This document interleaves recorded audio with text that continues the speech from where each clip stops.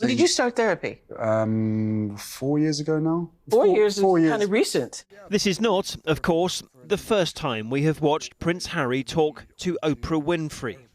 I wasn't in an environment where it was encouraged to talk about it either. But this new series with Oprah, out today, is an astonishingly personal account from Harry about the therapy he's had and still has to deal with his mental health and his troubled past. But unfortunately, when I think about my mum, the first thing that comes to mind is always the same one over and over again. Strapped in the car, seatbelt across, with my brother in the car as well, and my mother driving, being chased by 3, 4, 5 mopeds with paparazzi on, and then she was almost unable to drive because of the tears. There was no protection. He said, as he has done before, that left him with an ongoing feeling of helplessness, and of course the world knows what happened next. For me, the thing I remember the most was the sound of the horses' hooves going along the pavement, along the Mall, the red brick road. By this point, both of us were in shock. And it all led, eventually, to a time in his late 20s when Harry said all was not well. So 28 to probably 32 was a nightmare time in my life. I was willing to drink, I was willing to take drugs, probably drink a week's worth in one day on a Friday or a Saturday night.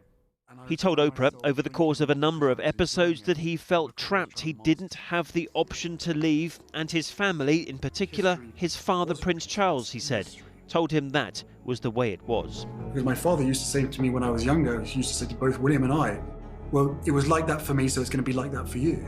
That doesn't make sense. The solution, admitted Harry, was to choose therapy.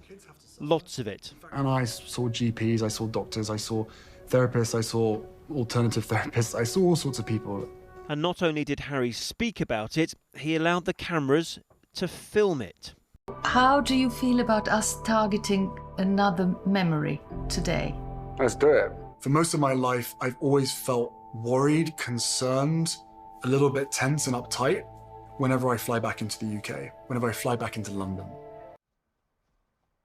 This is eye movement desensitization reprocessing. It allows the brain to change the way it thinks about trauma.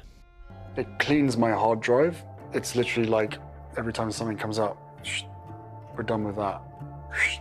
Whatever you expected Prince Harry to do with his new life in America, it is unlikely you would have guessed this.